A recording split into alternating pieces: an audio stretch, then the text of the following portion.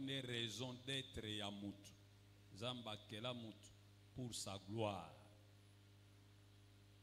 Pe adoration eza une importance munene. C'est pourquoi Satan a pas alingi ba adorer. Kasi nzamba peki si toko ko adorer ete pe toko ko adorer ata ba ange te. Adoration ezali expression ya boyebi ma pe tonele ko vanda na. Adoration eza expression ya lolenge biso tomona kayao. Ozomona Yesu atuni ba apostolo na ye bato balobakanga na zanani. Bongo bino bolobinga na zanani. Na adoration tozoyebisa Nzambe ye azanani pona biso. Tomona kaye nini, tomona kaye ndenge nini.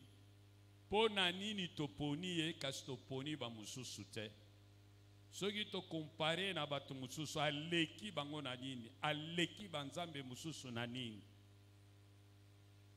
Yango ne tolobi ete lolenge na biso ya kungumba mela yawe ekolakisa pe degré ya connaissance toza nango na Nzambe. Mais lokola ya alingi bato ba adorer en esprit en vérité et que Bible elobi muntu aza na esprit eza bobele oyo andimela Yesu Masiya lokola mokonzi pe mobikisi na ye, alors condition préalable pour adorer Nzambe zala sûr que obotama mbotama ya sika. Ndenge balobi na Romains 8 verset 9, si quelqu'un n'a pas l'esprit de Christ, il ne lui appartient pas. Alors lokola Nzambe alingi ba adorer en esprit en vérité, préalable et nécessaire, il faut la sûr que vous avez mwana na Nzambe. Bongo ute bandeli tozoluka ko yeba Biblia alobi nini pona Nzambe na biso. Tosi toyekoli makambo mingi oyo Biblia alobi kolanda oyo etali Nzambe na biso. Na seminaire bolanda kanga na zaka wate toloba kete Nzambe aza juste, Nzambe aza miséricordieux, Nzambe aza fidèle, Nzambe aza amour, Nzambe aza généreux. Bongo sikawa tozokoba tomoni kati na seminaire ete Nzambe aza patient. Simanango toye komona ete Nzambe aza véritable. Katikati na ye fausseté ezate lokute ezate. Nete kotala sima Nzambe aza merveilleux. Oya salaka makambo na kokamwa. Zokande lelo tolingi koyekola elongo na bino ete Nzambe aza tout puissant. Compte tenu du fait que nous sommes également suivis au niveau des réseaux sociaux, nous serons obligés de faire attention à nos frères qui ne connaissent pas les Lingala pour que de temps en temps nous puissions dire un mot à leur intention. Nous parlons de l'adoration, un thème très important. Pour ceux qui ont suivi les affermissements, ils savent qu'à un niveau, nous apprenons comment prier. Et parmi les sortes de prières, il y a la prière d'adoration.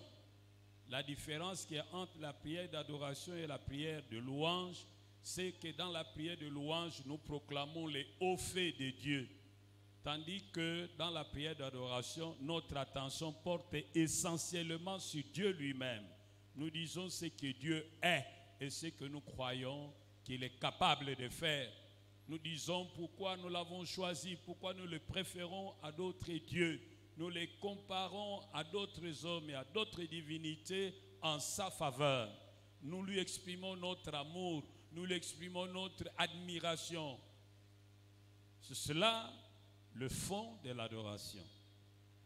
Alors, nous avons également appris que ne peut adorer Dieu que celui qui le connaît.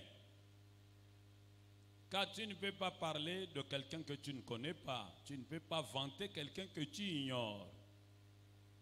C'est pourquoi, dans notre manière d'adorer, nous pouvons également montrer notre degré de maturité spirituelle. Nous avons également dit que l'adoration est essentielle et constitutive à la vie d'un enfant de Dieu, car Dieu nous a créés pour cette fin-là. Et l'adoration est exclusivement réservée à Dieu.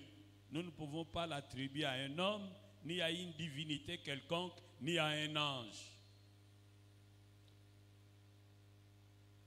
Nous avons également vu que dans l'adoration, nous devons connaître Dieu.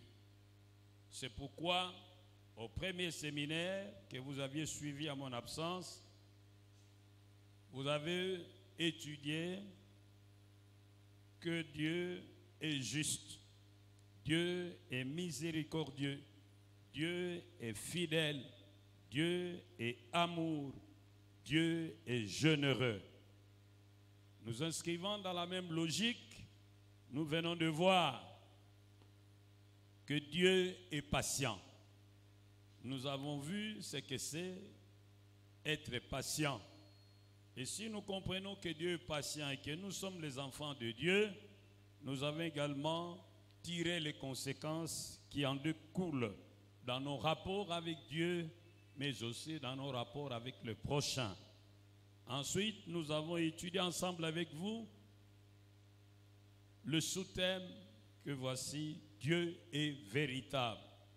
Nous avons vu ce que cela signifie, mais nous avons également tiré les conséquences de cette compréhension dans nos rapports avec Dieu et le prochain. Et hier, nous avons vu ensemble avec vous que Dieu est merveilleux. Dieu est merveilleux. Dieu est magnifique. Dieu est mystérieux. Dieu est admirable. Dieu est prodigieux. Dieu est miraculeux. Dieu est phénoménal. Dieu est remarquable. Dieu est étonnant. Et hier, nous avons vu qu'il n'y a rien qui soit étonnant de la part de Dieu. Ce qui est impossible aux hommes est possible à Dieu. Et Dieu, dans sa nature divine, il a la capacité de changer l'impossible en possible. Et il agit au-delà de ce que nous pouvons imaginer. Nous avons tiré une conséquence d'une telle compréhension de Dieu. Nous devons compter sur lui. Et le seul terrain pour rencontrer ce Dieu qui opère de merveilles, c'est le terrain de la foi. Et la foi, c'est croire fermement, c'est accepter avec certitude que Dieu peut et veut opérer des miracles. Dieu peut et veut opérer des miracles. Dès lors que vous acceptez que notre Dieu est merveilleux, vous devez rejeter la théorie des dispensationalistes qui pensent que le temps des miracles est révolu. Notre Dieu est le même hier, aujourd'hui et éternellement. Il a opéré les miracles hier, il en opère encore aujourd'hui. Oh, dites avec moi, Amen. Dieu peut et Dieu veut vous aider à dépasser vos limites. Et nous avons donné quelques exemples pour appuyer notre enseignement. Aujourd'hui, nous voulons voir ensemble avec vous le sous-thème suivant. Dieu est tout-puissant. Je vous prie de bien vouloir vous lever et nous allons lire quelques textes.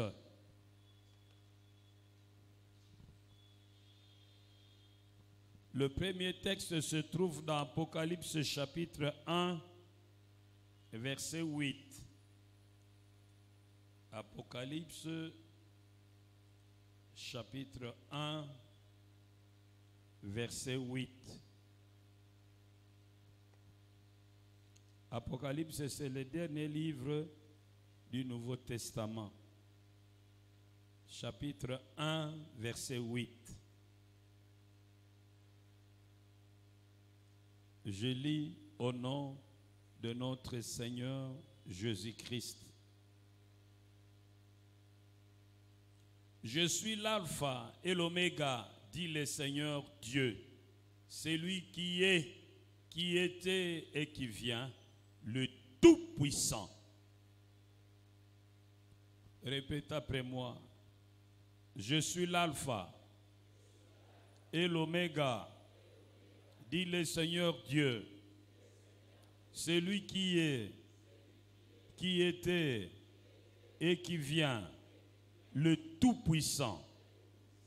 Nous disons Amen. Nous allons lire un deuxième texte. Maintenant, nous allons dans l'Ancien Testament. 1 Chronique chapitre 29. 1 Chronique. Le livre des Chroniques vient juste après le livre de Rois, 2 Rois.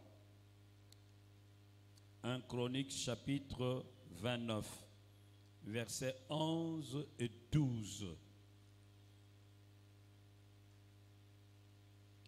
La Bible dit,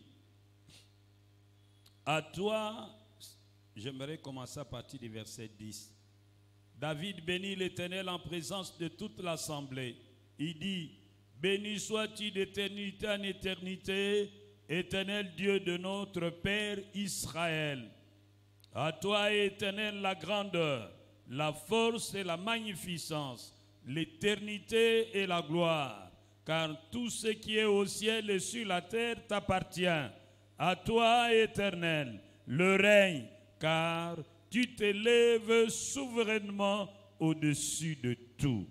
C'est à toi que viennent, c'est de toi que viennent la richesse et la gloire. C'est toi qui domines sur tout. C'est dans ta main que sont la force et la puissance. Et c'est ta main qui a le pouvoir d'agrandir et d'affermir toutes choses. Vous dites Amen. Nous allons lire un troisième texte, Daniel 4, verset 34.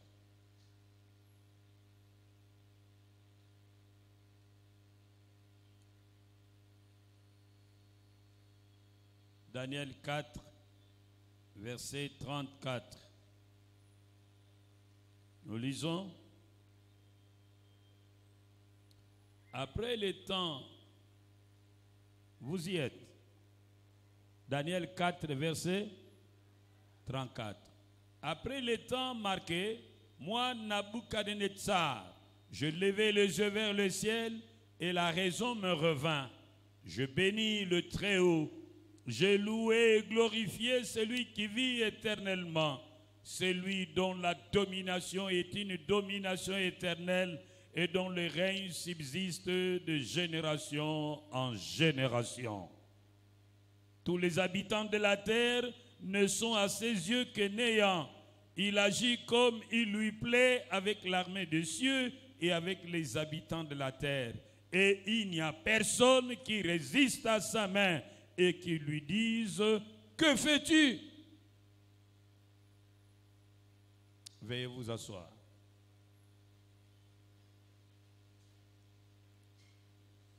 Dieu, comme nous l'avons lu dans le livre de l'Apocalypse, chapitre 1, verset 8, il se présente lui-même comme étant le Tout-Puissant.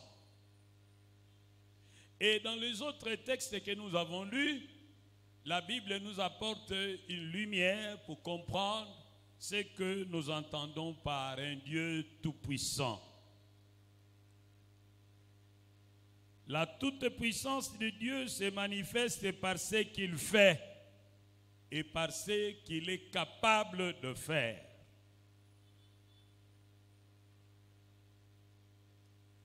La Bible nous apprend que Dieu est tout-puissant. Et grâce à sa toute-puissance, il a créé les cieux et la terre et tout ce qui s'y trouve. Dans le psaume 24, verset 1, on nous dit que c'est Dieu qui a créé les cieux et la terre et tout ce qui s'y trouve. Et dans l'épître de Paul aux Romains, chapitre 1, verset 20, l'apôtre Paul nous apprend que toute la création manifeste la toute puissance de Dieu. Ce qu'on peut connaître de lui, on peut le voir dans la nature.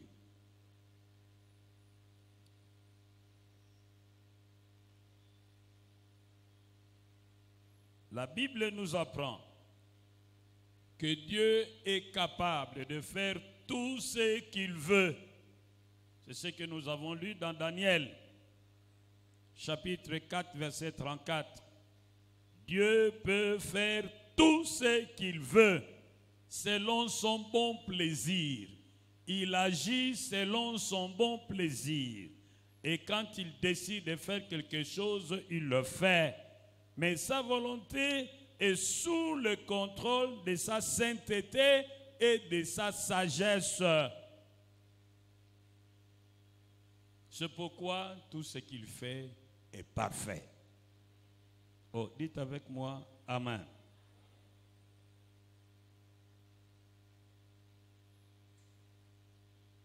Troisième vérité que nous découvrons dans la Bible en rapport avec le pouvoir illimité de Dieu. Notre Dieu, nous apprend la Bible, il a le pouvoir de disposer de toutes ses créatures selon son bon plaisir. Il est capable de disposer de toutes ses créatures selon son bon plaisir. Et il n'a de compte à rendre à personne. Parce qu'il a tout créé par son bon plaisir. Apocalypse 4, verset 11. Nazozongela ona uchi koloba liboso. To kolobela pona likambo etali nguya na yawe. Balobi na biso ete yawe azana nguya nyonso. Nguya nyonso eza na maboko na ye.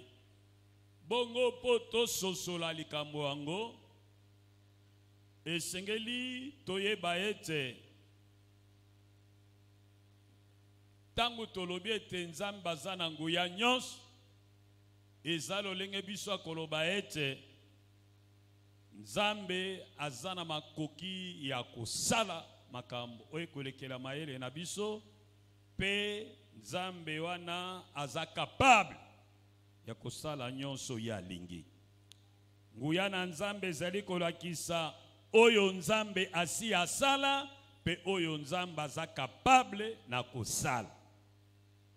Bongo totuni Biblia, eloko nini Nzambe asala, pe eloko nini Nzambe aza capable na kosala. Pona yango tokoyekola 10 vérité oyo kosunga biso kosimba nguya kokamwa na yawe. Vérité ya liboso yango oyo Nzambe aza na nguya, pe alakisi biso nguya na ye na ndenge ya kela lola pe akela mabele, pe biloko nyonso eza na lola pe biloko nyonso eza na mabele, eza misala na maboko na ye. Totangi yango na psaume chapitre 24 verset 1 et 2. Bongo na mukanda ya Baloma chapitre 1 verset 20, Bible elobi na biso ete tala mokili mobimba ndenge ezali, tala bikela nyonso ezali katikati na biso, elakisi nguya ya kokamwa na yawe muto akela yango. Deuxième vérité, Nzambe azana nguya koleka, pe azali capable ya kosala oyo nyonso alingi. Nzokande tosala keba, akosala nyonso na kobulisama na ye pe na bwanya na ye. Koloba ete akotikalaka kosala erreur mokolo moko te.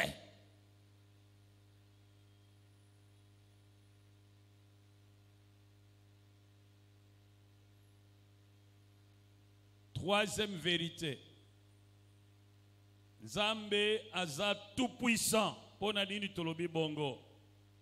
Po azana nguya ya kosale la biloko nyonso ye akela par son bon plaisir.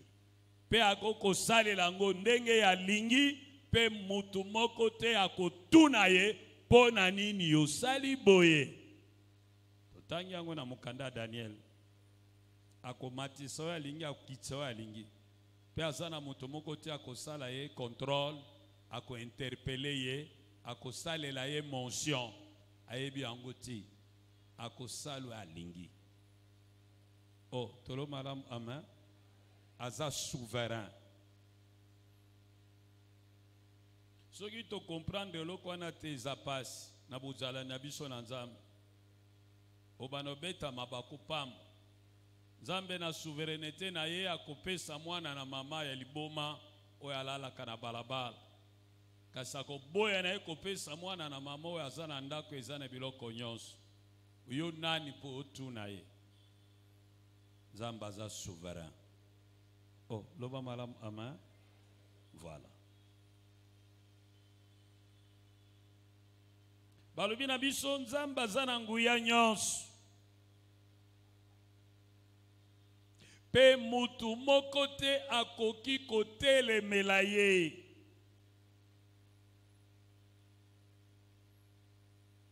Nzambe azana nguya nyonso. Soki ye azosala likambo na ye, mutu moko te akotelemela ye. Nalingi ozwa Biblia na yo totanga ngo malamu. Ésaïe 43, verset 13.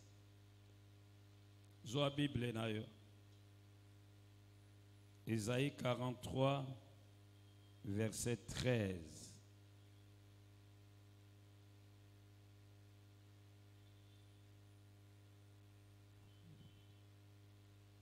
Ésaïe 43, verset 13. Yahweh alobi boye.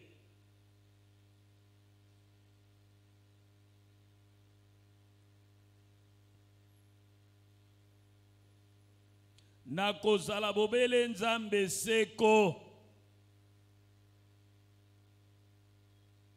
Moto moko te akoki kolongola eloko na maboko na ngai.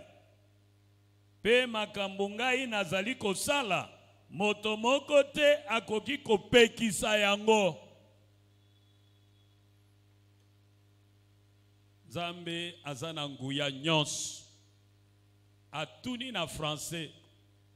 Tangu ngai nazo sala likambo, boyebisanga nani akoko supposer.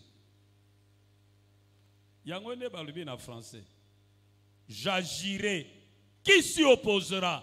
Il lance le défi. Ce qui nzambe azosala, atata mwasi no boy ekosalem.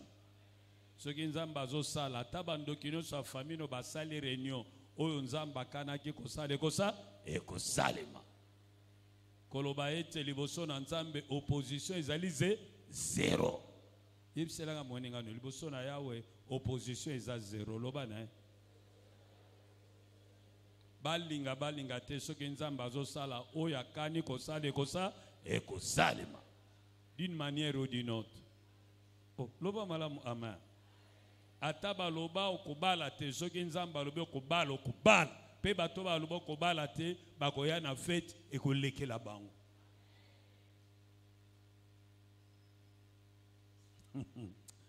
Papa, mituna mususu nzamba tunaka soko tangi yango epesio mwa chair de poule. Balobi na biso na Daniel 4 verset 32. Mutu moko te akoko telema pe koloba nzambe kusala boete.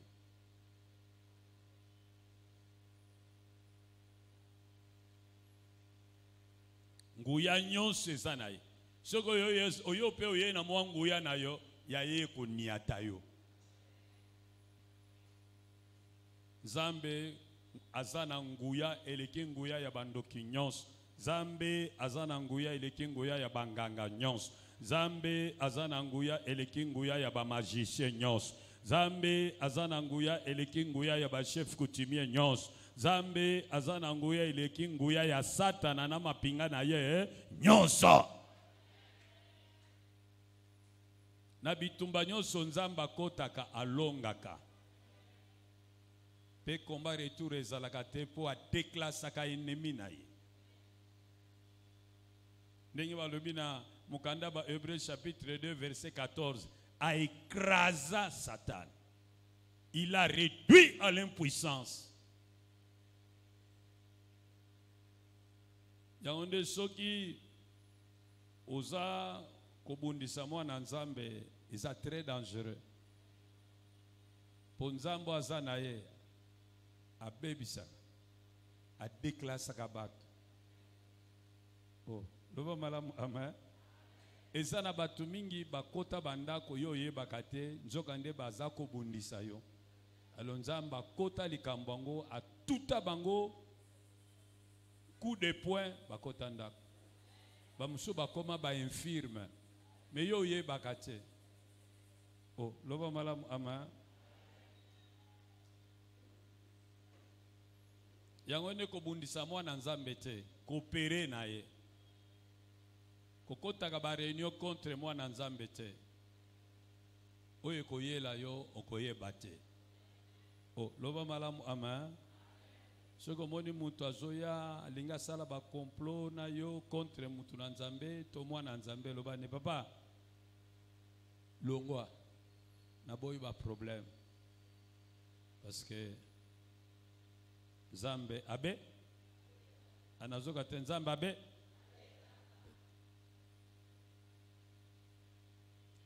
Soki Nzambe alingi mutu wana mata promotion ko pesa ekota mabe te, pesa ekota zo mérité. Soko zo kote mabe na musala oko sala erreur ba olongola yo ye ba ko matsa ye. Oh, loba malamu amen. Alingi vraiment te comprendre le qu'on a bien. Il réduit toute opposition à zéro.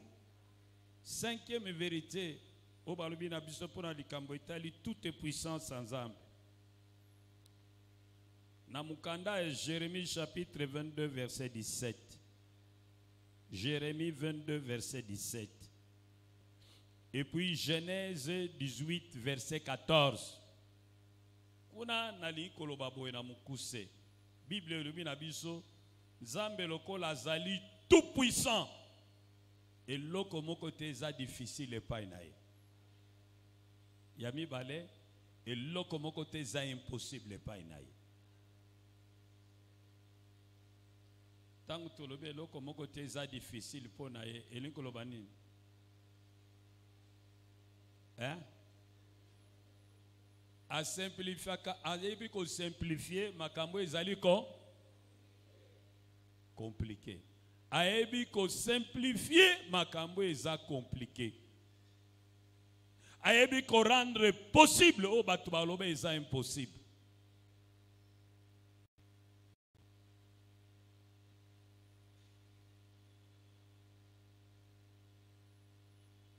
Tozaka ozomona ba verset biblique mosusu ki tozotanga ngo kaka mais obika expérience nango te ezaka mwa mobulu. Tozaka na mama moko azako sambela na biso kona na ville. Bongo mama wana basalaka 7 ans ya mariage. Azako bota te. Ce cas juizem il faut ka ça l'avortement. Bongo, tant que tozo usala ba croisade ya butu butu. Tozo usala ba croisade ebandeli ya moite ya butu. Bandi 22h ti 3h du matin. Bongo mama wana munganga lobaka na ye okoko botate. Il faut o adopter. Po ba examen nyonso tosali elobi ozobe la maladie mi balé. Malade ya liboso babegi yango toxicoplasmose. Baminganga bana bakombo esilisaka bato mayele.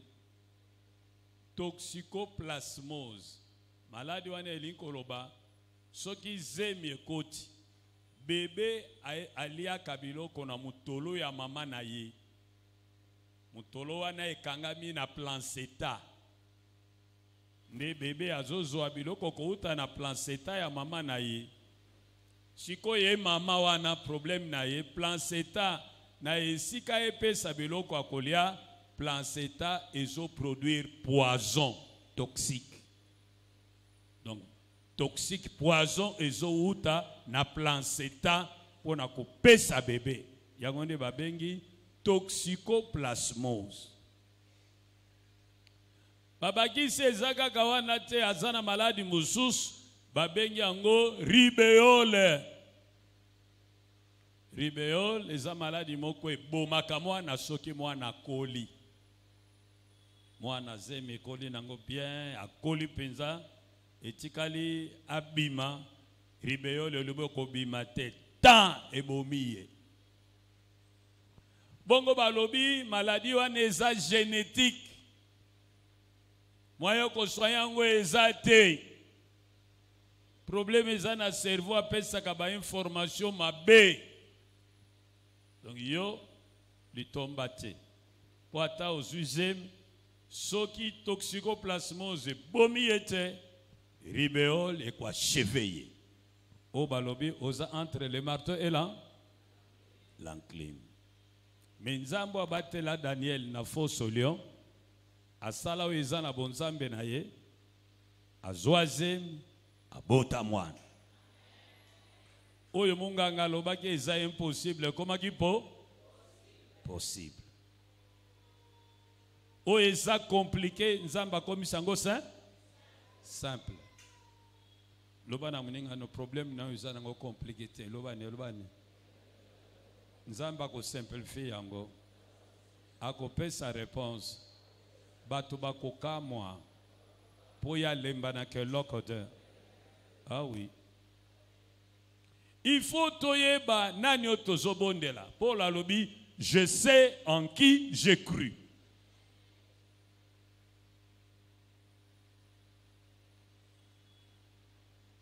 Sixième vérité, Bible azolobanabiso.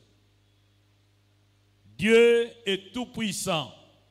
Cela signifie qu'il est capable d'accomplir ses desseins. Il est capable d'accomplir ses desseins.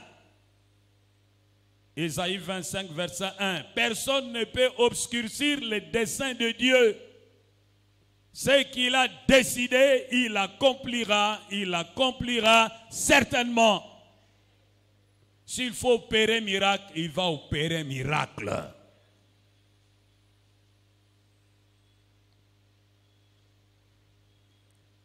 Souvent, il est parfois malheureux d'entendre certains enfants de Dieu parler de sorciers de leur famille et leur donner un pouvoir qu'ils n'ont pas.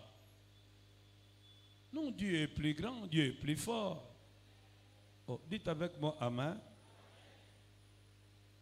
Oh, bisona famille na bisoka kaboye. Même enfin, une nouvelle histoire peut commencer par toi. Oh, baloba ki boy, mais alors ils vont changer d'avis. Oh, dites avec moi Amen.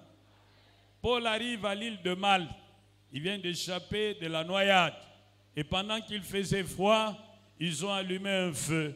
Et quand ils mettaient un peu de la paille dans le feu, un serpent, une vipère s'est enroulée au bras de Paul. Et les hommes qui habitaient l'île diront, mais ce type est sûrement maudit, il vient d'échapper à la mort, et maintenant c'est encore le serpent à son bras. Oh, sûrement ce type va mourir. Ils attendaient la mort de Paul. Mais ils ont attendu. Paul était là. Paul n'est pas mort. Ils ont changé d'avis. Ils ont dit, ce sont des dieux qui sont descendus du ciel. Ils voulaient leur rendre un culte. Dis à ton ami, bako changer d'avis. Zamba ko sala le kambomoko et ko sili sa bango mayele. Pe bako changer d'avis na bango.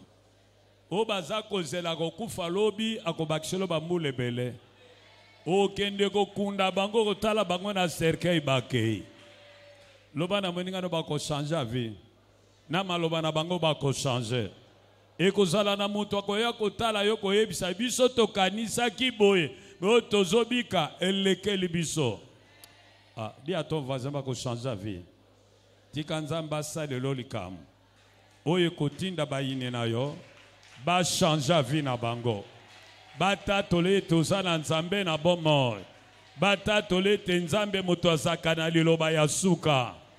Bamona bakisi na bango pamba. Bamona bunganga na bango pamba. Bamona kindoki na bango pamba. Bamona magie na bango pamba. Bamona mbele lulendo na bango pamba. Bamona nkodia na bango pamba. Bamona bampungu na bango pamba. Ezala ya kobwakela. Ezala ya koloka. Eko boma yote. Eko salo elokote.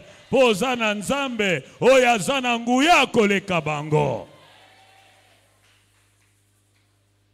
Moïse a jeté son bâton. Il est devenu un serpent. Les magiciens du roi ont également jeté leur bâton. Ils ont fait leur numéro. Les serpents étaient là. Ils ont dit match nul. Non, ce n'est pas un match nul. Les bateaux de Moïse avalaient.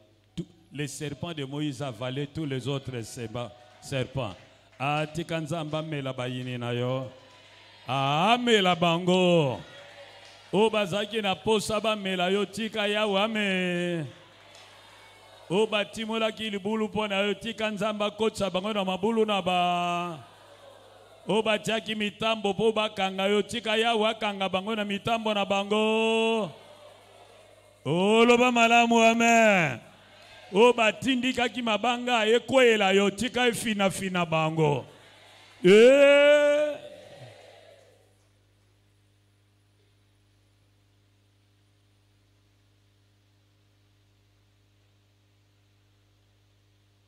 Bako changer la vie.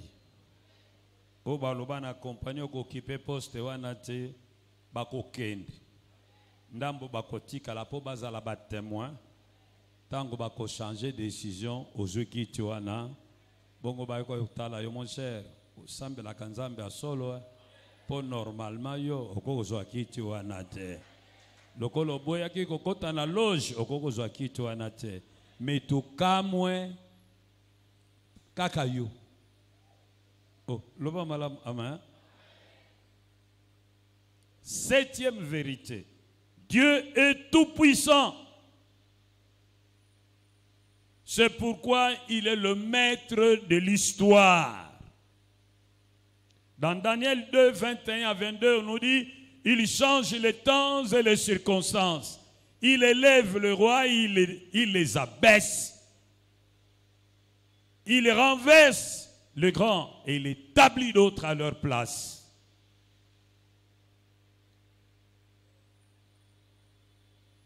C'est lui qui élève et celui qui abaisse ce qu'il veut.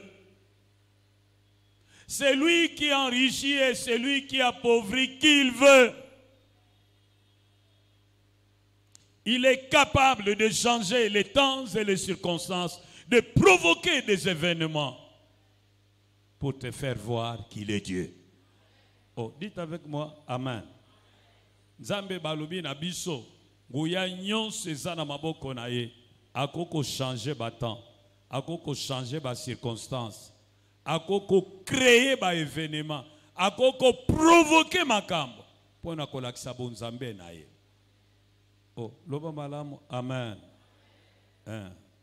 Nzambe za capable na makambo mingi. Mkonzo atungisaka yo wana oya yinaka yo te nzamba ko compliqué yevi soka ye na musala palpite soka zonge na ndako abiki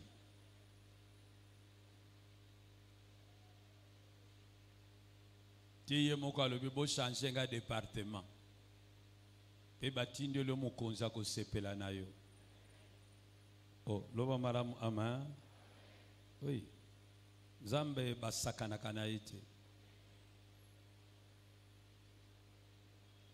Nakutana pasteur moko. Albina ngai ayambi pasteur moko aye kotubela epai na ye. Pasteur église ya mission. Albina ye limbisa ngai tobundisa ki opamba metango te ko sala biso moko tozwi poste wana tomoni mbongo ngo to bundisila kiyote. Antukanga na ye ko senga pardon po nanga moko. Bongo pasteur na tune nani ango babundisi ngalo bi kingandi nanga. Ebi problème ezate. Oh, loba malamu amen. Malia ki de jandobo. Kenda poto, kenda Inde, kenda Afrique du Sud, abikate, zamba beta. Mais oya zaki en tête na bango. Zamba lona yenambetu pendant 5 ans. Asumbakawana, subakawana, liaka na son.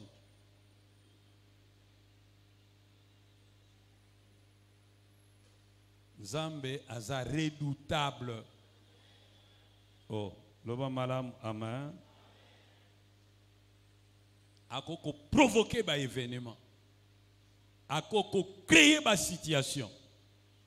Poka kanabola munayo.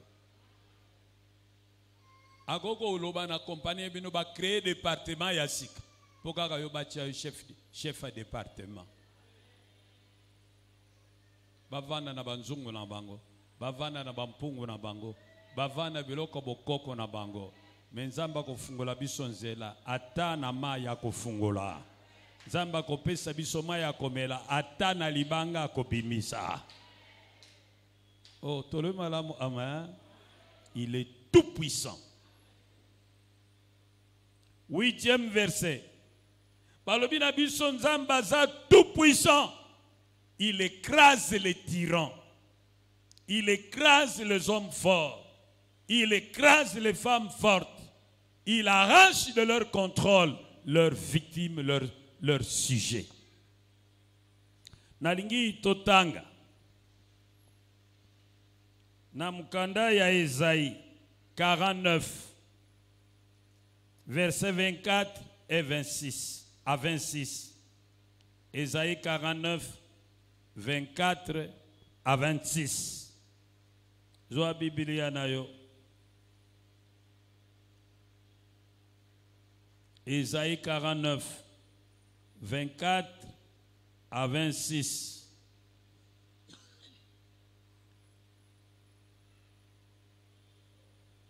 Jérusalem, babotolaka basoda biloko bazwaki na bitumba. Nani moto akoki kolongola baumbo na maboko ya bakonzi ya mabe? Yawe alobi na yo. Ya solo na kobotola basoda biloko bazwaki na bitumba. Na kolongola baumbo na maboko ya bakonzi ya mabe. Ngai moko na kosambisa banguna na yo. Pe na kobikisa bana na yo. Na kosala te bato banyokolaka yo. Babomana pe balia na bango bakolangwa na makila ndenge bato balangwa kana vinu ya sika. Boye moto nyonso akoyeba te ngai Yawe nazali mobikisi na yo. Ngai elombe ya Jacob moto na longoli yo na boumbo. Oh loba bien amen. Nzamba lobi soki na famille na bino bozana ba homme fort, ba femme forte, o ba nyokola kabino, ba sakana kanabino, o ba kanga bino, ba bloka bino, ba komisa bino biloko na bango, ba umbu na bango. Pe baloba kato kotala nani akolongola bino na maboko na ngai. Yawa lobi soki ya telemi akolongola yo. Akolongola yo kwa kateka sakosala nsote ke bango na bango babo. Bango na bango balia. Bakolia bana na bango. Tangu bakanise baiko kanga yo nzoka ndia kangi mwana na liboso. Nzamba ko créer confusion na kana bango. Bako bomana, bako fundana, bako panzana basekele. Kino basila.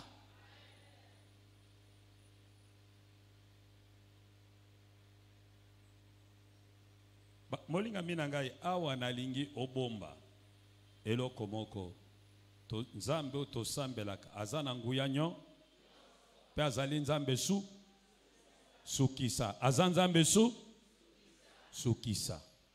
Asukisa kabilombe. Asukisa kabanganga. Asukisa kabamagicien. Asukisa kabato misala mabe. Le Dieu que nous avons, c'est un Dieu terrible, il est redoutable. Il humilie les hommes forts et les femmes fortes. Il les jette par terre. Ils sèment la confusion dans leur camp. Ils vont s'entretuer eux-mêmes.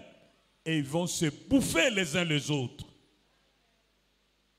Ceux qui nous ont bâti de confusion na camp et na yo et kozala mboa sui mboa.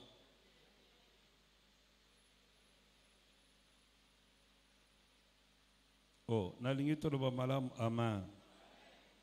Septième vérité balobi na biso. Nzambe aza tout puissant et capable de relever tous les défis. Il est capable de relever tous les défis. Parce que tout lui obéit.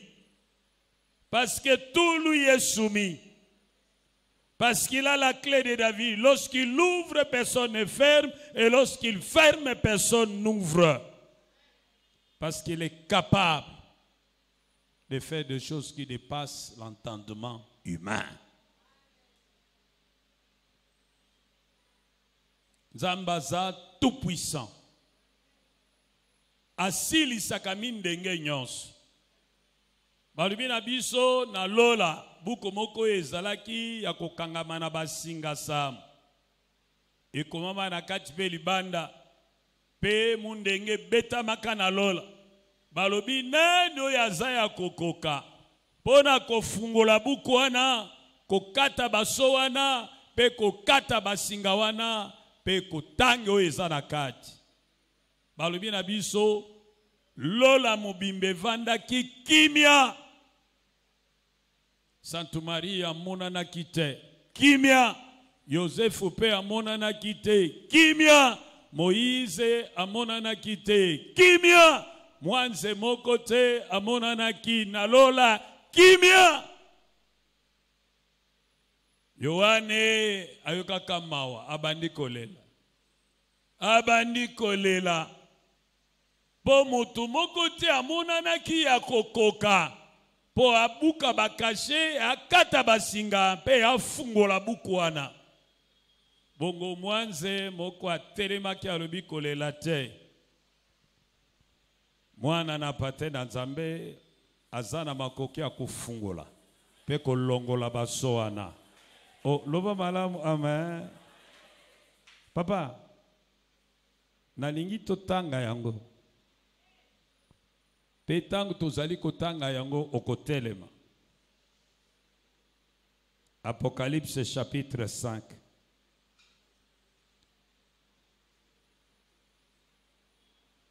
Mondenge beta makina lola.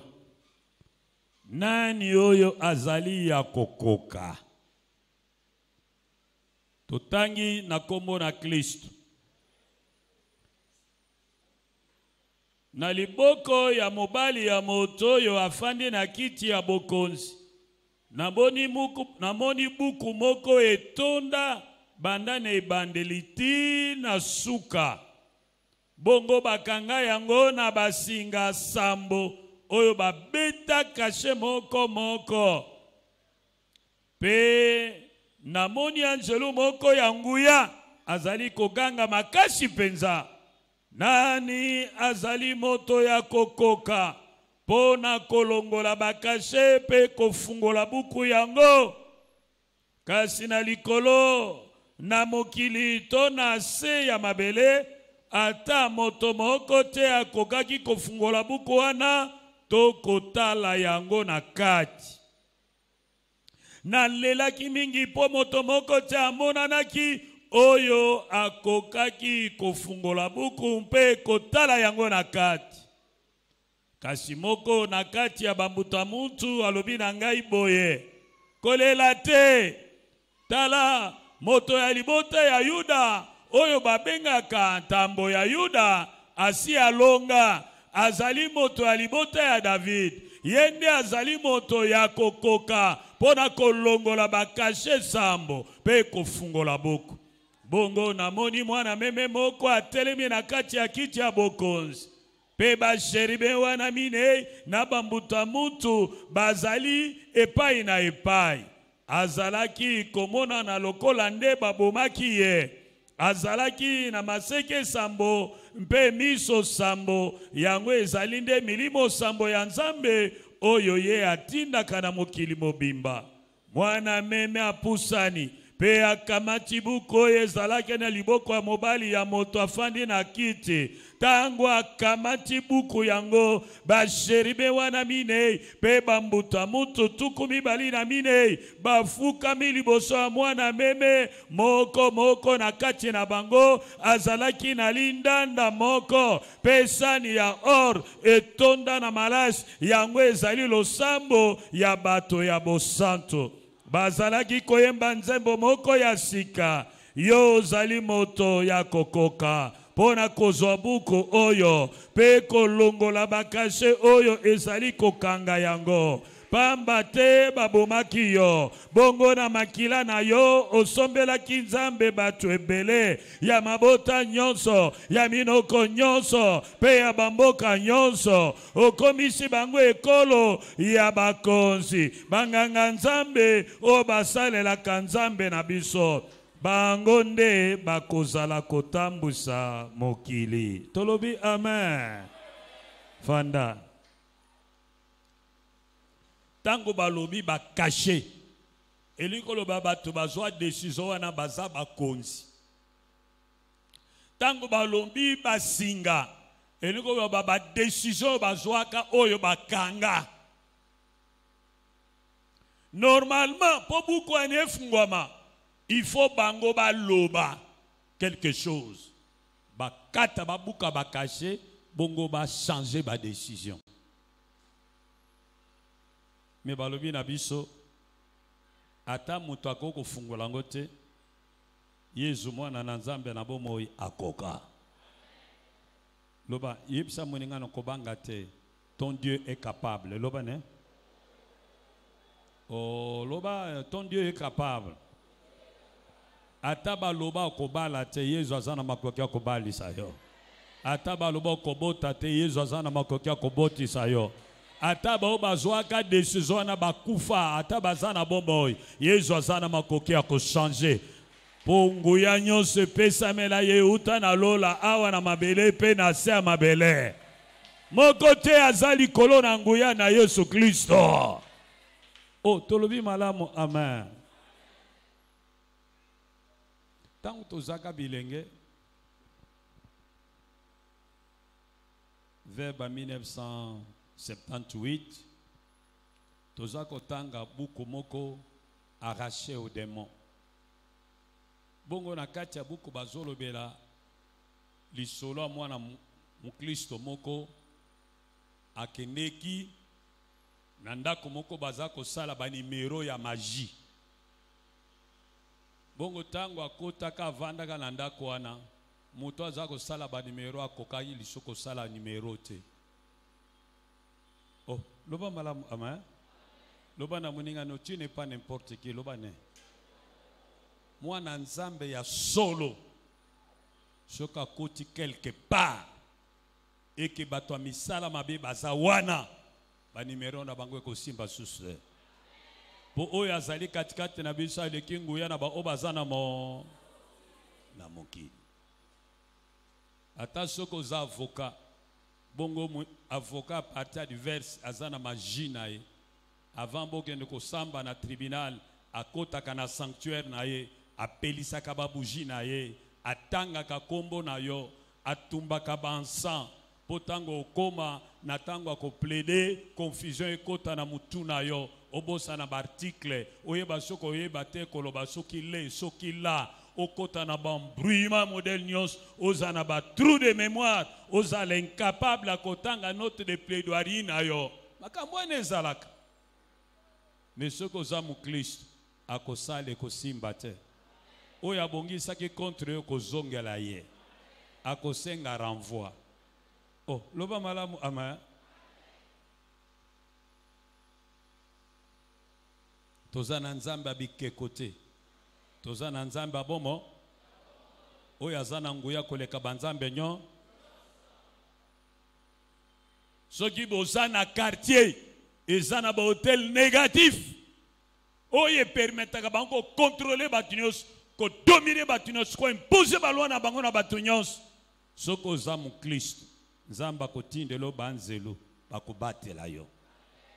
Oyo balekaka likolo bandako bato bakoleka likolo na oyo yo te. Baba nokene okita musika kopumbwa musika. Oh, loba malamu amen. Nga wana nazana na première année secondaire. Tozaki kosambela na pasteur azako kamba biso. Bongo moko mosusu tosilisi veye. Pasteur abisimo sina lamba café to mela café avant to kabwa. Tango mama pasteur azolamba café to moni papa moko aye. Atie maboko na luketo. Azolwa papa pasteur na biso. Yo. Nana lobino yoko tia loko no aw. Biso komi pasi poto bima. Foto kende musika. Epi kozonga musika. Siko pasteur alwini me tika musala ngote. Abia mwaye kotike zate. Alwini pona nini? Na lobango nanu na kiyoyo bongo na kotraduire pona bino. Mbiji muntu nyevikele. Albi mwana tike zate po musunya muntu eza elengi. Me bino bozo déranger. Awa na rayon oyo okoko pumbwate. Okoko pumbwate, okoko kita pete. Oh, loba malamu ama. Tala oza na nzambe na nguya.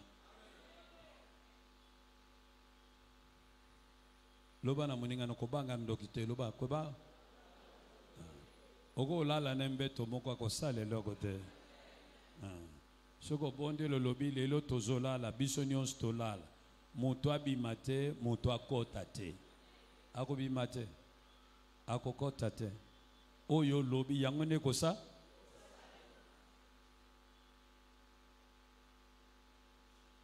Toza na nzambe na nguya. Je veux vraiment insister sur ce point. Oyo batu ba lembani.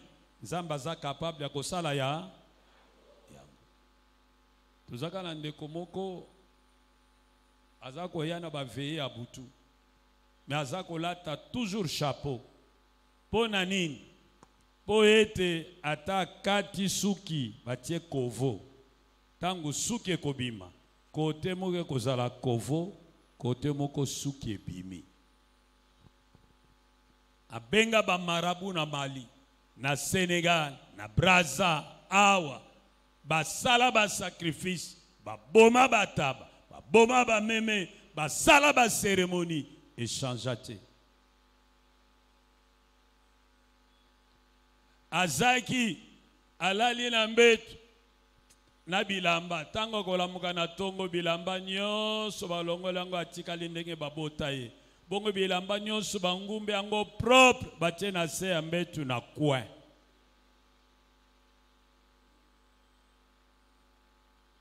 Ezaki alali na mwasi na ye ayebaka te ndenge nini abimaka mais ayebaka tango azongaka. Akomi se retrouver ka na 5h du matin liboso a porte motaka la zobeta porte. Mwasi ayemoni afunguli porte. Mwasi akima na banane atikela kaka mwana moko. Asala nyonso eloko te. Tango ya kobondela aloba likambo na mutu te. Ya aza kobondela ka vanda na coin abondele akei.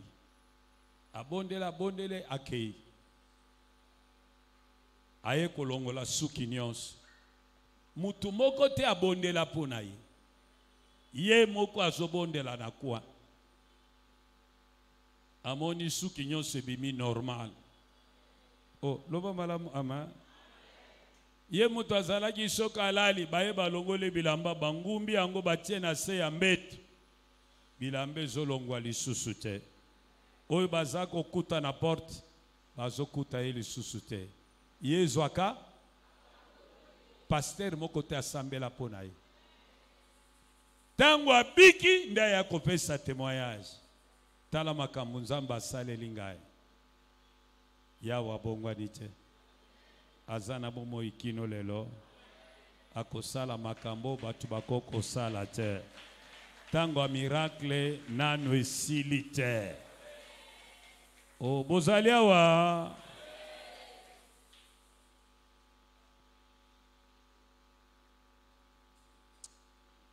Balobi na biso, 10e vérité. Dieu est capable de sauver. Il est capable de redresser ce qui est courbé. Il est capable de garder, de protéger quiconque se confie en lui. Que 1000 tombent à ta gauche et 10 000 à ta droite, tu ne seras pas atteint. Il est capable d'éloigner de ta vie ce qui est amer. Il est capable de renverser le fort. Il est capable de guérir les maladies incurables. Il est capable de changer le mal en bien. Il est capable de changer la malédiction en bénédiction. Il est capable de ressusciter même le mort en putréfaction. Il est capable de délivrer les prisonniers, les opprimés et les esclaves. Il est capable de libérer les écrasés. Il est capable de rendre les stériles fécondes. Ce Dieu n'a pas changé. Loba na moninga no ata problème na ko lemba nango te loba ne ata. Loba na ye problème na yo ezalango difficulté pa na Nzambe yebiselanga ye. Ezali kambu ya pete. Loba na ye likambu ya pete. Yoko toza na moins de 50 ans par rapport à Sarah. Comment déjà Msika par rapport à Elisabeth. Ceux qui me bangent babota, pourquoi pas toi? Ah, loba malamu amen.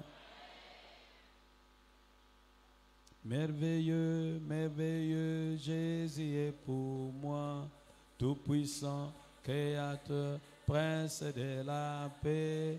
Il me sauve, il me garde, à lui à jamais. Merveilleux, mon sauveur, mon oh, oh, oh. Merveilleux, Jésus est pour tout puissant, créateur, prince de la paix. Il me sauve, il me garde, à lui à jamais. Merveilleux, mon sauveur, mon Dieu, mon roi. Nous nous prions un Dieu trinitaire. C'est un Dieu unique, mais manifesté dans la personne du Père, du Fils et du Saint-Esprit. Ils sont co-éternels,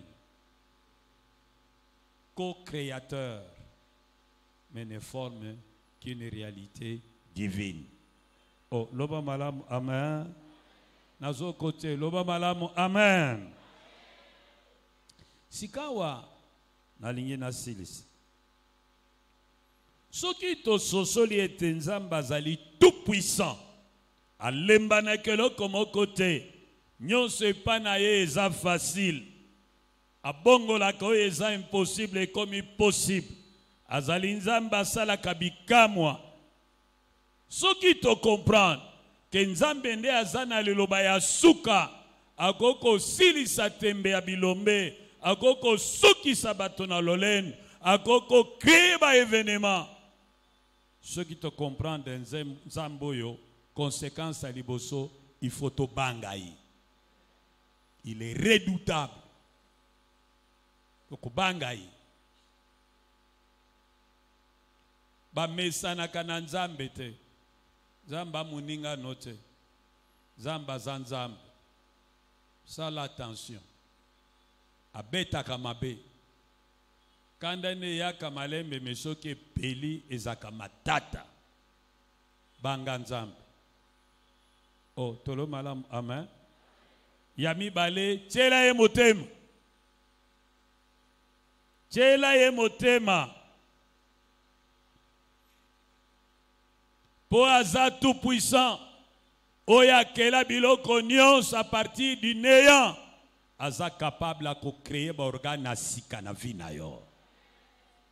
Dieu Tout-Puissant, car mon cœur considère tout l'univers créé par ton pouvoir.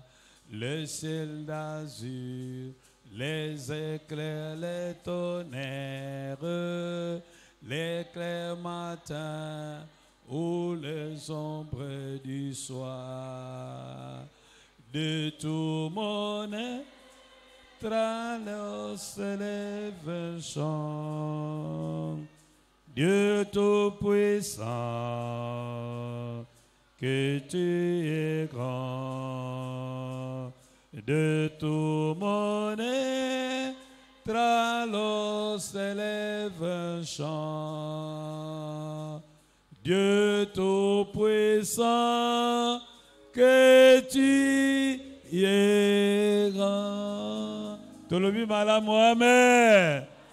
Zambe nanke, bon zambe nanguya. To sanjola,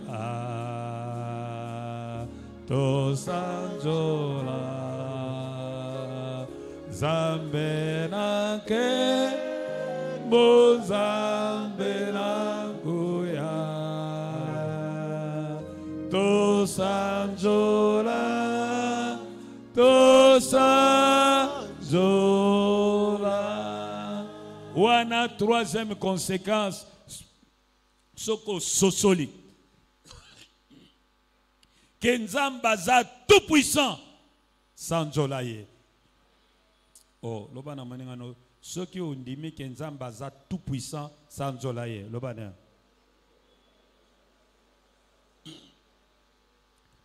Tu es digne. Le seul dit que tu es digne. Tu es digne. La terre dit, oh, tu es digne, et le ciel dit que tu es digne, digne, la terre dit que tu es digne. Ozana Nzambe aleki nguya koleka ba blocage na yo nyonso. Okokufa na problème wana te kosila. Okokufa na maladi wana te okobika. Okokufa na situation wana te situation sikezoya.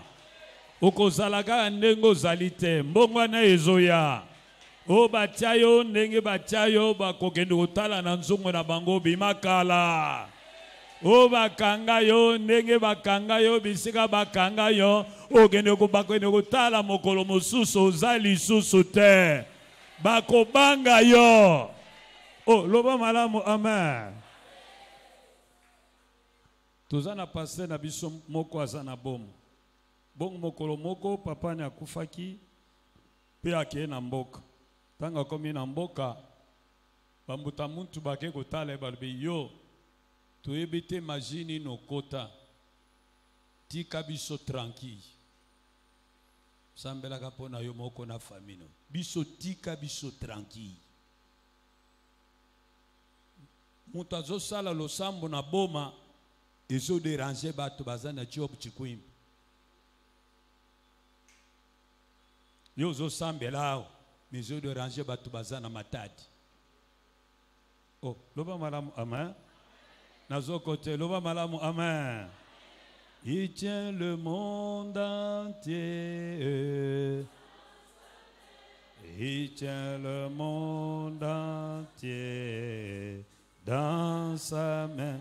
Il tient le monde entier dans sa main. Il tient le monde dans sa main. Tolobi amen. Muto andimi kenzamba zali nyonso tolobi awa alongola kobanga na vie na ye, alongola désespoir na vie na ye, alongola ba sentiment nyonso ezanga tina po sala erreur te opona nzambe ya malo nazozongela osala erreur te opona nzambe ya malo asalaka na ye asalaka azosala pelobi akosala li Telema esike zoamio. Nalingi otombola maboko na yo. Loba na nzambe nazane esengwa kozala na nzambe lokola yo. Oza lokola banzambe ya bapagano te. O bazana misu bamonaka te. O bazana matoyi bayokaka te. O bazana maboko basimba keloko te. O bazana makolo batambolaka te. O bazana zolo bayokaka solo te. Bazabi keko. Bazaba tuna mayele te. Bo batielaka bango motema. Tombola maboko na yo. Kumisa nzambe. Kumisa nzambe. Kumisa nzambe. Tikanga ina kumisa yo. Zambe na Abraham. Zambe na Isaac. Zambe na Jacob. Yondi nzambe ya solo. Libanda na yo nzambe mususu azalite. Yo kataka makambo na sembo. Yo salaka bikamwa. Oyo batu balembanaka yo salaka yango. Yo fungulaka nzela esika nzela ezalite. Obimisaka mai ata na libanga. Obimisaka mapa na lola. Lokola yo azalite. Oza lolenge moko lobi lelo pe libela na libela. Ngala na yo esila kate. Oyo salaki lobi ozana makoki akosala ngo lelo. Ozana makoki akosala ngo lobi. Ozali nzambe na mayele. Ozali nzambe na bwanya. Ozali nzambe kitoko. Yo sala fololo leki fololo na kitoko. Lokola yo azalite. Tikanga inane tora bokonzi na yo. Yonde nzambe sukisa. Osukisa kabilombe.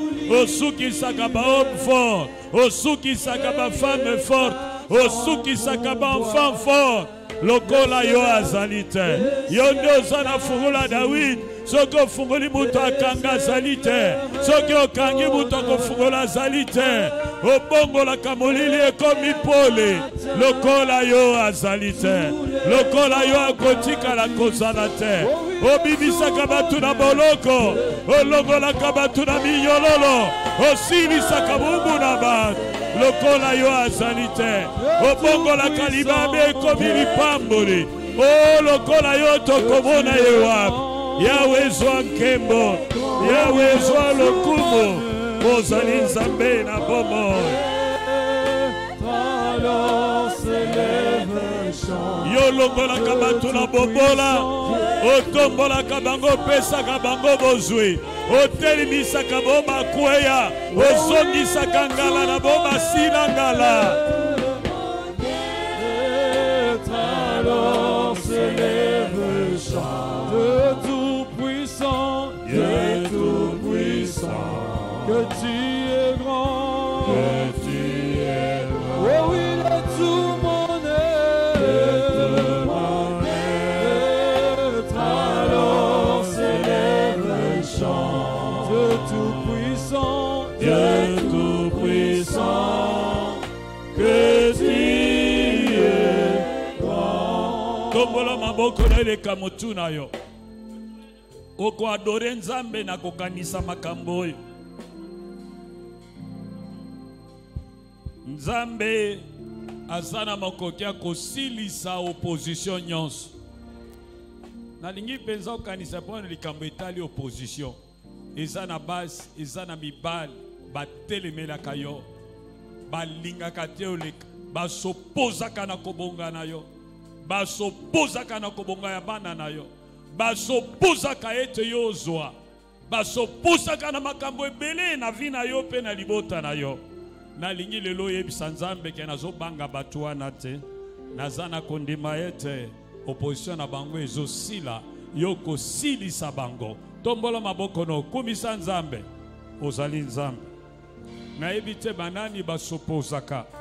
Ezala na kobonga na ngai. Ezala na kobonga ya bana na ngai. Ezala na kobonga na bakita na ngai. Na ebipeti na baboya kanga na bonga na ebite. Na ebite na sala bango nini. Kasi nazana esengwa koyeba lelo. Que yo soki osi ozwi décision. Oyo loba yango ne kosalema na vi na ngai. ataba sangani, ataba lueba ndoki mosusu, oyo bakosale kosimba te. Nazana kondima, ke opposition na bango ekosila, opposition na bango ekosimba te. Ezala pona kobonga na ngai, ezala pona kobonga ya bana na ngai. Nazana kondima, ete longa ezana ngambo na ngai. Fort dans le combat, Jéhovah est son nom. Puissant guerrier fort dans le combat, puissant guerrier fort dans le combat, fort dans le combat. Jéhovah est son nom. Puissant, puissant, puissant. Puissant guerrier, fort dans le combat, fort dans le combat. Jéhovah est son Jésus. Tombola maboko na yo, tombola maboko na yo. Biblia lobi ete Nzambe abongolaka oyo eza difficile ekomaka facile. Oh, eza impossible komaka possible. Loba na ye, o baminganga baloba eza impossible. Peye bisa ye nazana kondime koma possible. Loba na ye, o balobe eza difficile. Loba na ye nazana kondimo na poko lelo ete kokoma facile. Tombola maboko no tatola. Hallelujah. Eza na makambo batu baloba eza difficile na vie na ngai. Eza na makambo batu baloba eza difficile voire impossible. Bana na ngai babika yango lelo nazali kotatola eto yo nyonso batu baloba eza impossible ekomi possible pona teli yo motema. Oyo batu baloba eza difficile ngana lobi ete ekomi facile pona teli yo motema. Lokola yo azalite, lokola yo akotikala kozala te. Azongisaka esengo ekufakala, azanzambe abongisaka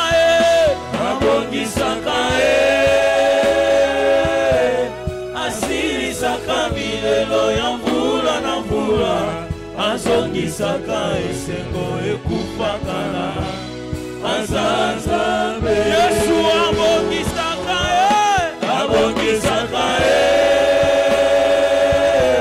asilisaka milelo ya mvula na mvula, azongisaka esengo ekufakala, azanzambe Yesu abongisaka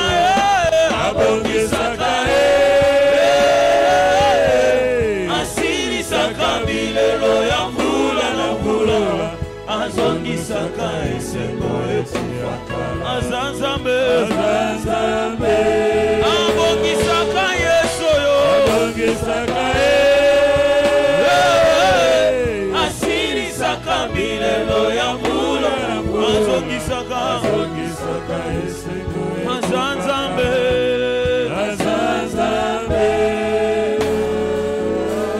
epesa melayo olongola soni nyonso amabota. Yesu epesa melayo olongola soni nyonso amabota. Epesa melayo olongola soni nyonso amabota. Yesu epesa melayo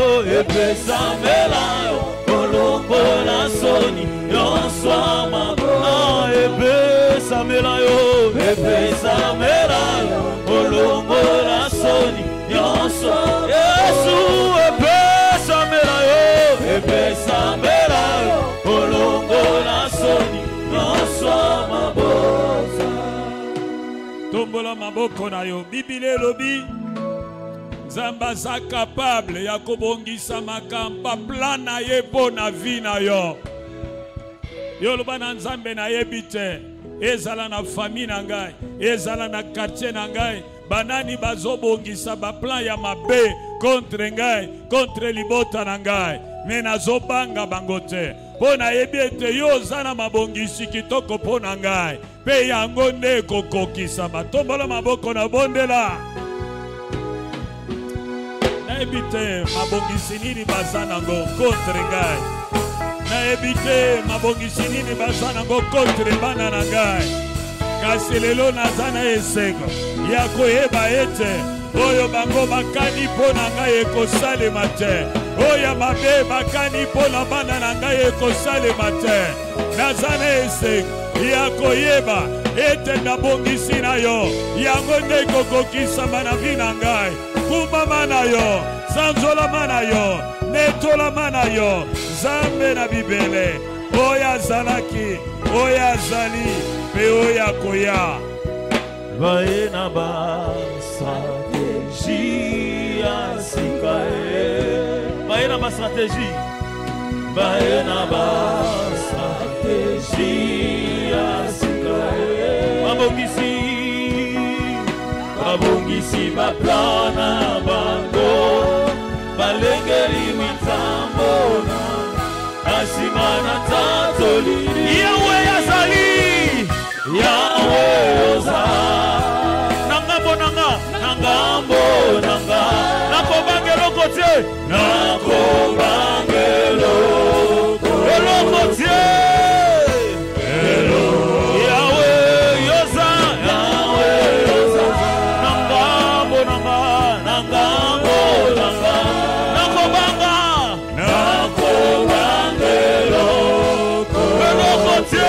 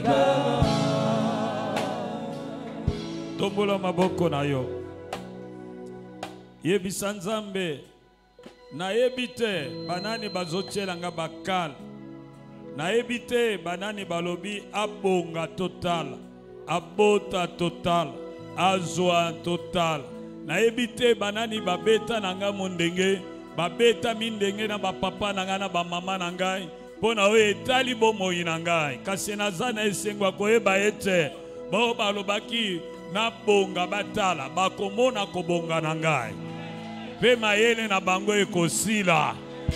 Tombola maboko na yo bondela bondela bondela Yahweh na yebite banani babeta mondenge na ngai banani babeta mondenge na bapapa na ngai banani babeta mondenge na bamama na ngai pona oyo etali kobonga na ngai pona oyo etali kobonga ya bana na ngai Yahweh baloba na bonga batala bana nanga babala batala, bana nanga babonga batala. Lelo na yebi ete yo silisaka mindenge nazotatola ete nakobonga, bana nanga bakobonga, bana nanga bakozwa, mpe bao babeta mindenge bakozala batemoin, bakokamwa, mayele na bango ekosila, enzombo na bango ekosila, bakoyeba mpe bakondima ke naza na Nzambe na bomoi. Oh Jésus, rejetant de David, l'agneau immolé, lion de Juda, l'étoile du matin, reçois la puissance, la louange, la sagesse, la force, l'honneur et la gloire, oh Seigneur,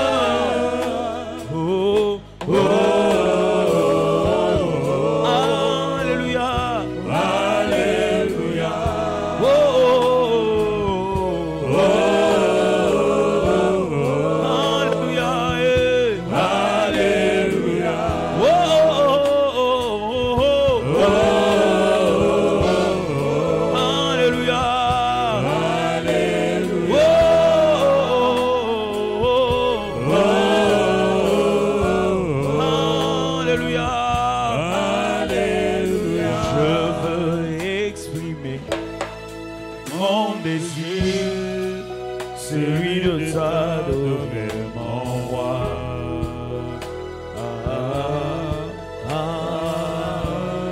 Je veux exprimer mon désir. Je veux exprimer mon désir, celui de t'adorer, mon roi. Moi, je veux exprimer mon désir, Yahweh. Je veux exprimer mon désir, celui de t'adorer.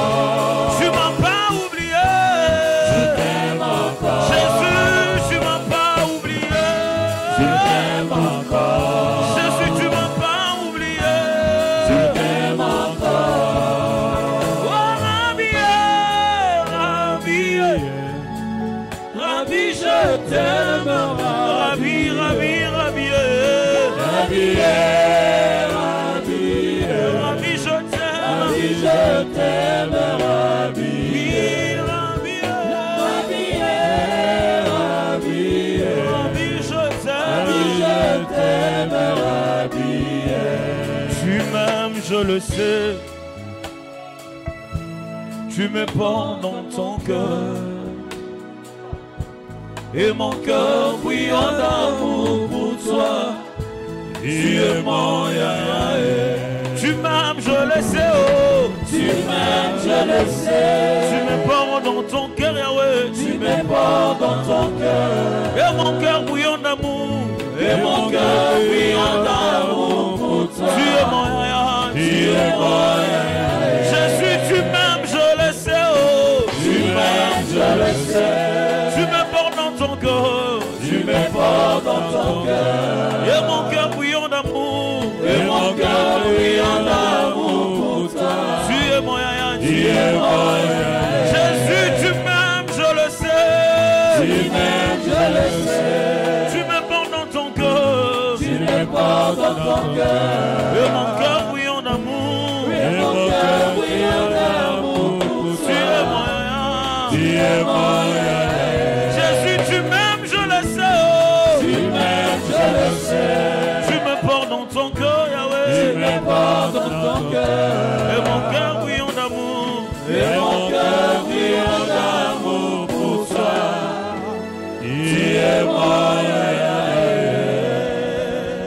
Fukama ici que Zoamio. Fukama, Motonyon sa Fukama.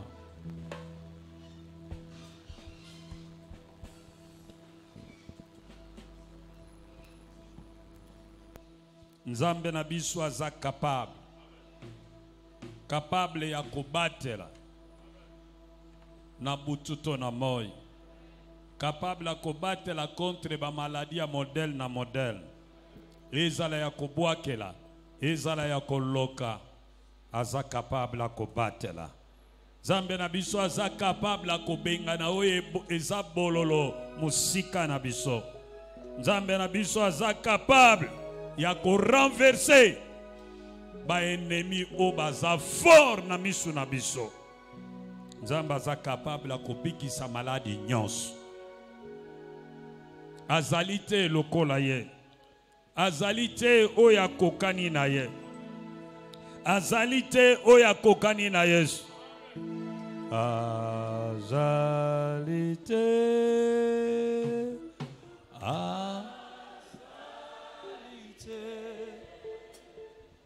Oyo akokani nayo. Azali te. Azali te. Azali te.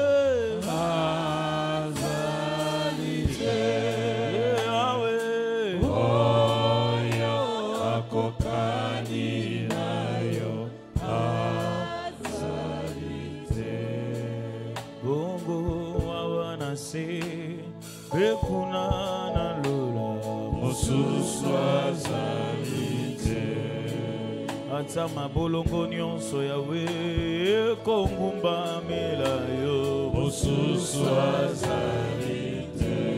bongo minoko nyonso kotatula yo Mosusu azali soyembi azali te.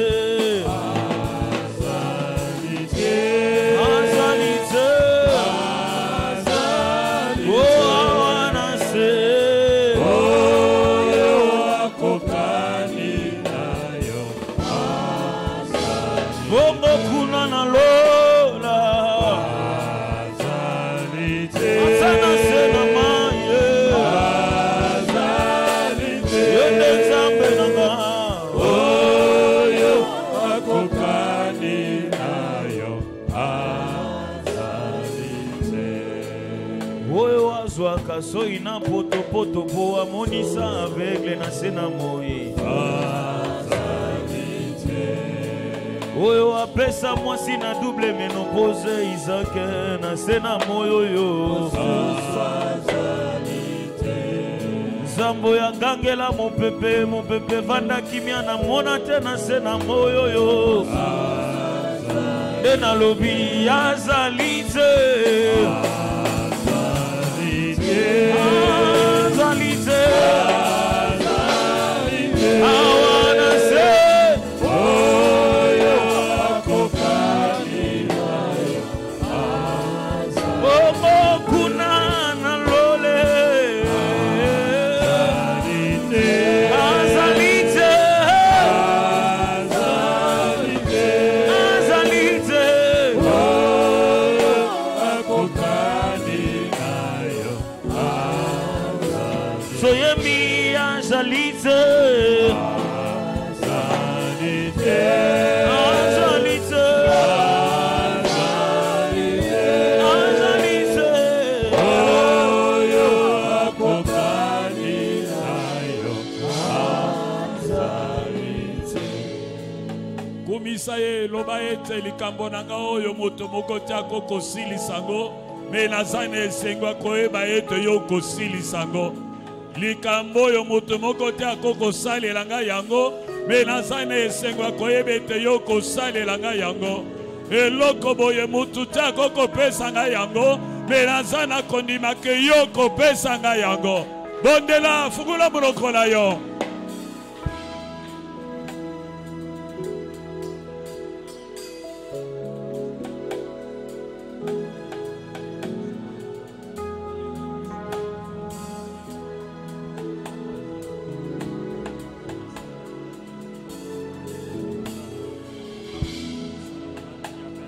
Liziba,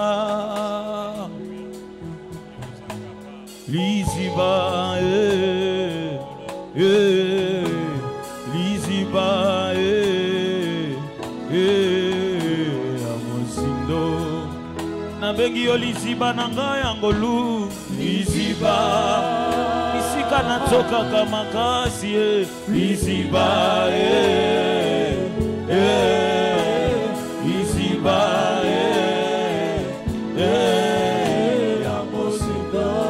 bango bazana bato balobelaka bango kanaza. Liziba, Liziba nanga ekauka kate. Liziba, Liziba,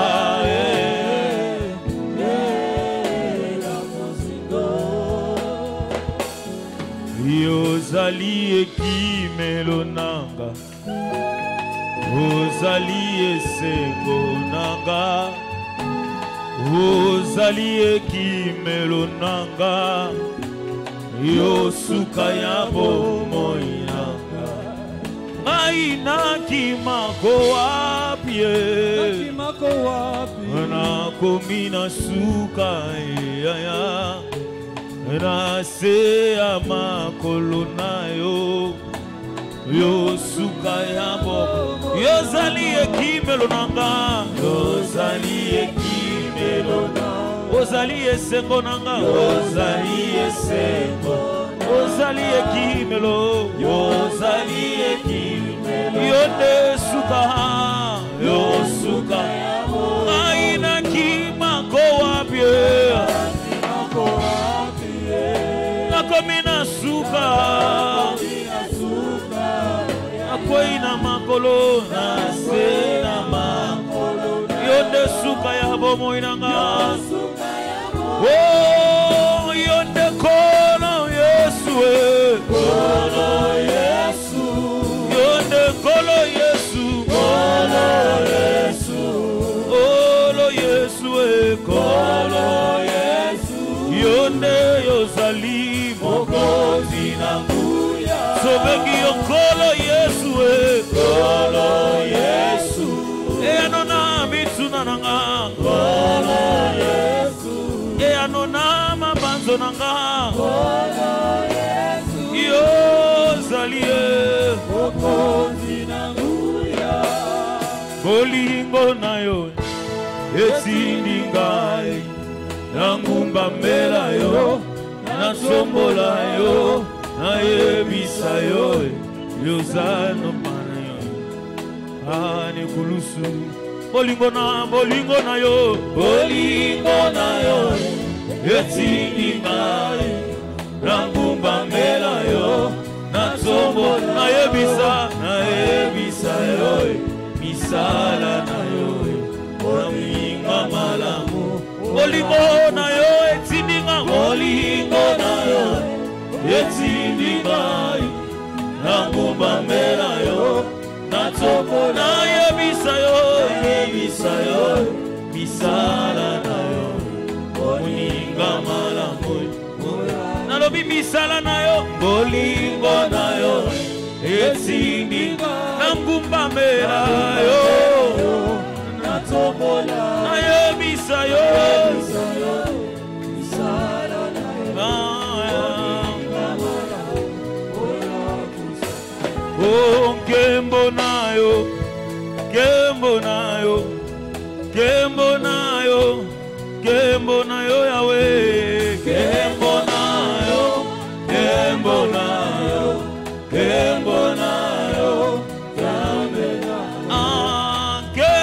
na yo, kembo na yo, kembo na yo, Zambe nanga, kembo na yo, kembo, kembo, kembo na yo, Zambe nanga. Nalobi kembo na yo, kembo na yo, kembo na yo, nabo moinanga ya, kembo na yo, kembo na yo, kembo na yo, Zambe nanga. Belema ici que soit mieux.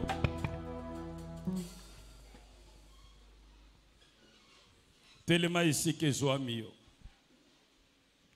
Tombola maboko na yo. Sika ozo déclarer sur base à kondimana yo. Nandengo ebeli nzambe. Loba na ye lelo na sosoli. Que yo za capable à kosala boye. Pe na telemi likolo na maloba na yo. Nazali kotatola. Ke na vinanga likambo boye kosalema. Na vinanga likambo boye sili. Likambo boye bandi. Tombola maboko na ebi vina yote. Mutu na mutu akosala déclaration a foi na ye sur base à expérience na ye moko. Tombola maboko na ele kamutu na ye. Bondela sima na pe na kotika yo yawe. Na tatoli monene na yo. Na poko lelo. Na sosoli ete. Eloko a compliqué. Ezate pa na yo. Oh, ya impossible. Ezate pa na yo. Yo sala kabika mwa. Makambo elekela kabat. O bandisaka makambo e bandate. O silisaka makambo e silakate. Impossible ezate pa na yo. Pelelo nazali kotatola. Na kombo na Yesu Masia. Nazana kondima. Kelelo yo. Na bandi histoire ya sika. Ya vina ngai. Na kokufa na maladi ote. Na kokufa na bobolo ote. Na kokufa na seliba ote. Tatola yo moko tatola.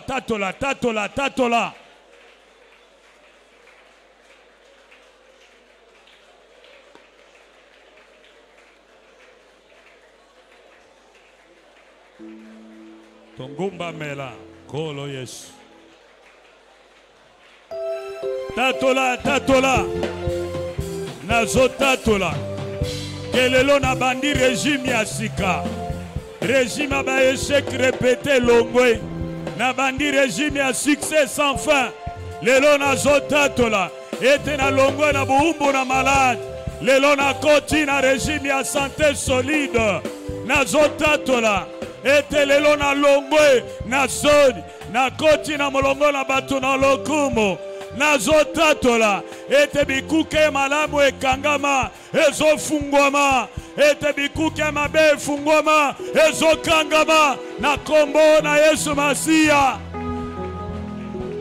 Ozotatola pe ozopesa action de grâce na yo. Oh, déclaré. Oh, déclaré, oye, o sele yango. O zalie ki melonanga.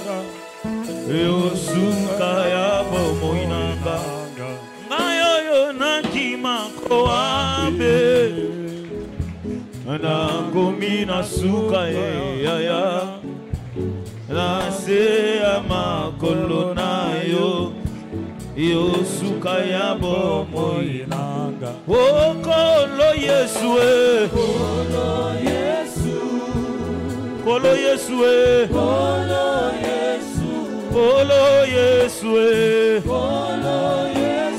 Yo zalie Nalobi kolo Yesu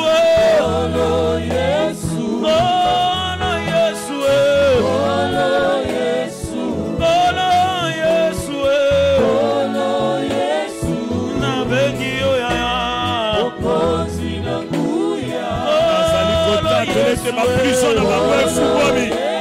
Basinga na bango ekatani. Oumu na bango esili. Enzombo na bango esuki. Okonzi na bango esili. Kisi na bango ekosala lisusu te. Maloba na bango esili nguya.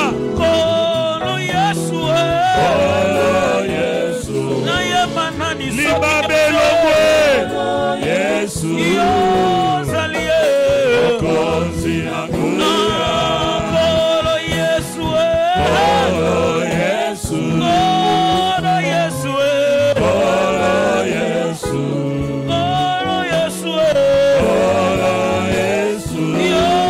zalie okonzi anguya na molongo ya bato bazwango luna nzambe na kokyo wanga na te nazana kati nazomboli maboko nandimi na motema mobimba na ngai wa ngolu na ngolu bongo misala nekulusu ememelinga bomoi na merita kiteo na makasi ya nzoto yango nazobeta mololo mololo mololo mololo mololo bouge